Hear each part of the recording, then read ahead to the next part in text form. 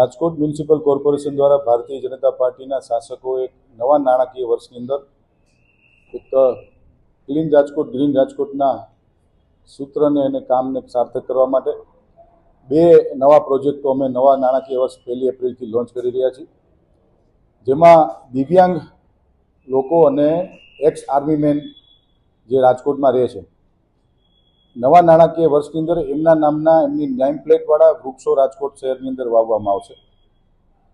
બીજું મોટામાં મોટો પ્રોજેક્ટ, રાજકોટ શહેરની અંદર સરેરાશ એક વર્ષની અંદર 30,000થી વધુ દીકરા દીકરીઓના જન્મ થઈ રહ્યા છે।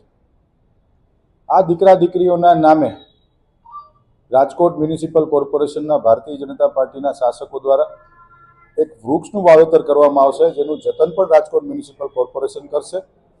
સમયાંતરે એ પરિવારને અમે લોકો અપડેટ પણ આપવાના છીએ અને જે બાળકનો જન્મ થાય એમના માતા પિતા જ્યારે રાજકોટ મ્યુનિસિપલ કોર્પોરેશનની આરોગ્ય વિભાગની જન્મ શાખાની અંદર જ્યારે એ બાળકનું નામ સાથેનો દાખલો લેવા આવશે ત્યારે એ ડેટા અમારી ગાર્ડન શાખાને પહોંચશે।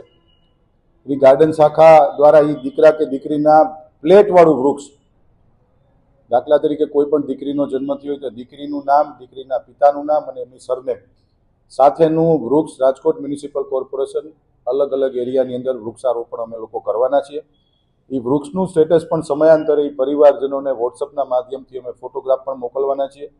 અમારો ઉદ્દેશ રાજકોટને ગ્રીન રાજકોટ બનાવવાનો ઉદ્દેશ સાથેની અમારી એક આ નેમ છે, જેના માટે શારીરિક વાર્ષિક અંદાજિત 30,000થી 35,000 વૃક્ષોનું રાજકોટ શહેરની અંદર વાવેતર આ બાળકોના નામે અમે લોકો કરવા જઈ રહ્યા છીએ। 1 એપ્રિલથી નવા નાણાકીય વર્ષથી આ યોજના ચાલુ થશે અને આખા વર્ષ દરમિયાન આ યોજનાનું ઇમ્પ્લિમેન્ટેશન અમે કન્ટિન્યુ કરતા રહેવાના છીએ।